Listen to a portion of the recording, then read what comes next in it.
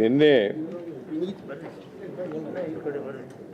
11/7/2024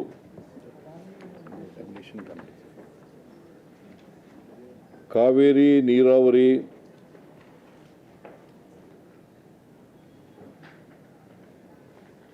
ನಿಯಂತ್ರಣ ಸಮಿತಿ ಅಂತಾನೆ ಕರೆಯೋದು CWRC ರೆಗ್ಯುಲೇಟರಿ ಕಮಿಟಿ ಕನ್ನಡದಲ್ಲಿ ನಿಯಂತ್ರಣ ಸಮಿತಿಯಲ್ಲಿ ನಿಯಂತ್ರಣ ಸಮಿತಿ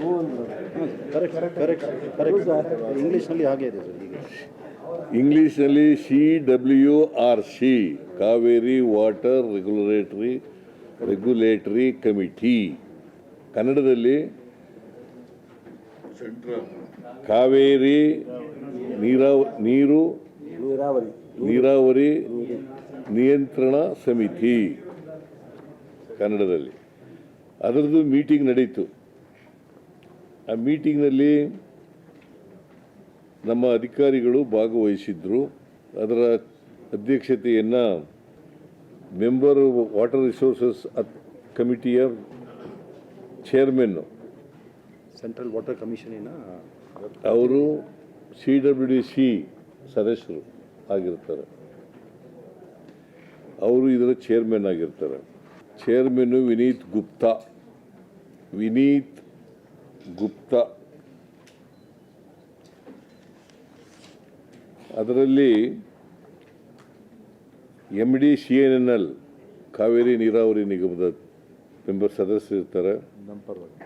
ನಮ್ಮ ಪರವಾಗಿ Subramanian chief engineer WRD Tamil Nadu ಇರ್ತಾರೆ ಒಬ್ಬರು ಮೆಂಬರು. ಪ್ರಿಯೇಶ್ ಇಂಜಿನಿಯರ್ ಕೇರಳದವರು ಇರ್ತಾರೆ, ಚೀಫ್ ಇಂಜಿನಿಯರ್ ಇರಿಗೇಷನ್. ಆಮೇಲೆ ಪಾಂಡಿಚೇರಿ ಅವರು ಇರ್ತಾರೆ ಸದಸ್ಯರಾಗಿ. ಆಮೇಲೆ ಕೊಯಮತ್ತೂರು ಮೆಂಬರ್ ಇರ್ತಾರೆ. ಯಾರು ಕೊಯಮತ್ತೂರಿನವ್ರು ಒಬ್ರು ಇರ್ತಾರ?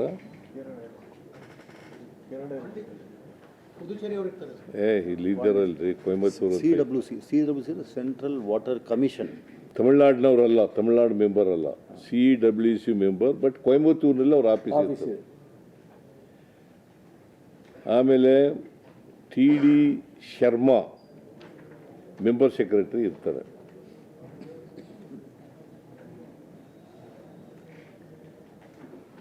ಅವರು ನಿನ್ನೆ ಸಭೆ ಸೇರಿ ಒಂದು ತೀರ್ಮಾನ ಮಾಡಿದ್ದಾರೆ. ಏನು ತೀರ್ಮಾನ ಮಾಡಿದ್ದಾರೆ ಅಂತಂದರೆ, ನಾವು ನಮ್ಮ ಪರಿಸ್ಥಿತಿಯನ್ನು ವಿವರಿಸಿದ್ರು ಕೂಡ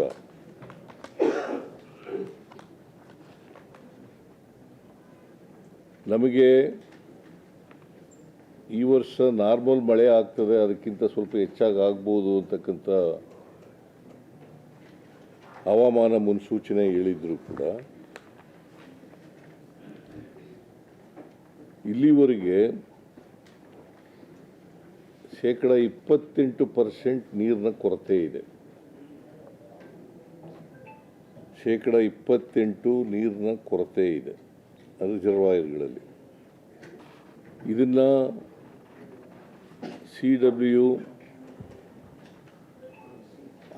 ಮುಂದೆ ಭಾಳ ಸ್ಪಷ್ಟವಾಗಿ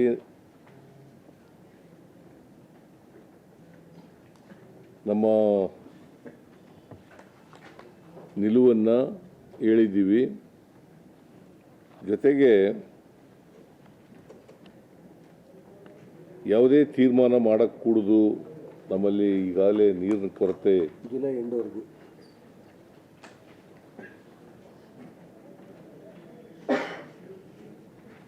ಜುಲೈ ಎಂಡ್ವರೆಗೂ ಕೂಡ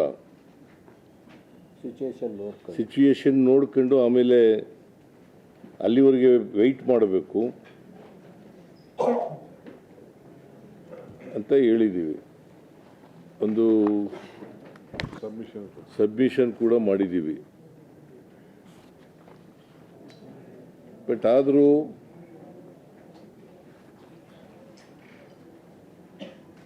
ಕಾವೇರಿ ರೆಗ್ಯುಲೇಟರಿ ಕಮಿಟಿಯವರು 12ನೇ ತಾರೀಕಿನಿಂದ ಪ್ರತಿದಿನ 1 TMC ನೀರನ್ನು ಬಿಡಬೇಕು ಅಂತ ಹೇಳಿದ್ದಾರೆ.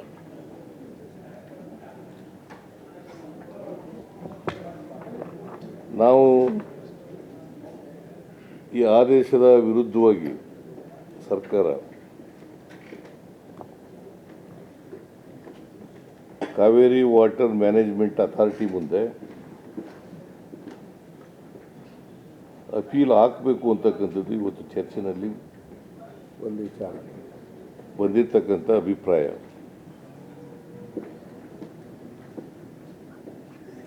ಇವತ್ತು ಮಂಡ್ಯದ ಜಿಲ್ಲಾ ಮಂತ್ರಿಗಳು, ಮೈಸೂರಿನ ಜಿಲ್ಲಾ ಮಂತ್ರಿಗಳು ಮತ್ತು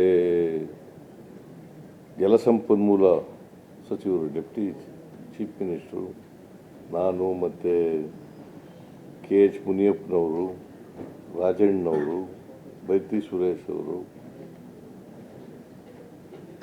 ನಾವೆಲ್ಲರೂ ಕೂಡ ಭಾಗವಹಿಸಿದ್ದೆವು. ಅದರಿಂದ ನಾವು ಅಪೀಲ್ ಹಾಕಬೇಕು, ನೀರು ಬಿಡೋಕ್ಕಾಗಲ್ಲ ಅಂತಕ್ಕಂಥ ನಿಲುವನ್ನು ತಗೊಂಡಿದ್ದೀವಿ.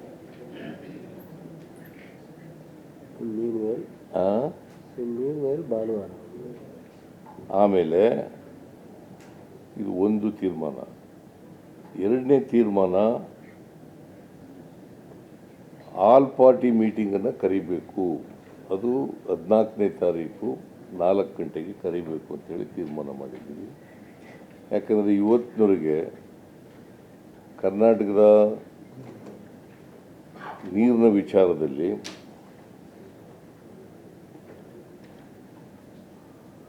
ನಾವೆಲ್ಲರೂ ಕೂಡ, ಎಲ್ಲ ಪಕ್ಷದವರು ಕೂಡ ಒಟ್ಟಾಗಿ ತೀರ್ಮಾನಗಳನ್ನು ತಗೊಂಡಿದ್ದೀವಿ.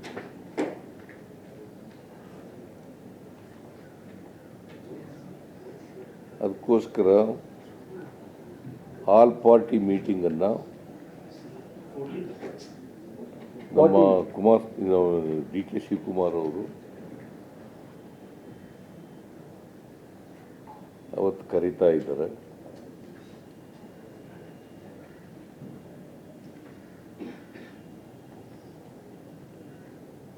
ನಾನು ಕೂಡ ಸಭೆಯಲ್ಲಿ ಭಾಗವಹಿಸ್ತಾ ಇದ್ದೀನಿ.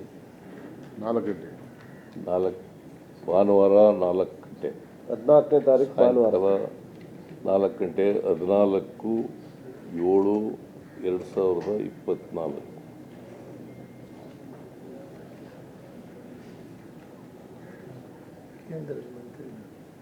ಮತ್ತು ಅದರ ಕೇಂದ್ರದ ಮಂತ್ರಿಗಳನ್ನೂ ಕೂಡ ಕರೀತಾ ಇದ್ದೀವಿ.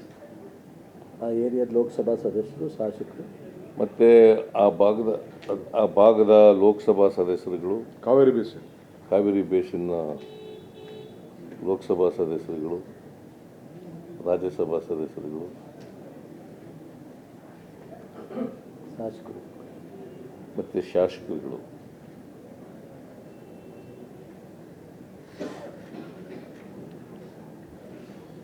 ಸೊ ಒಟ್ಟಾರೆಯಾಗಿ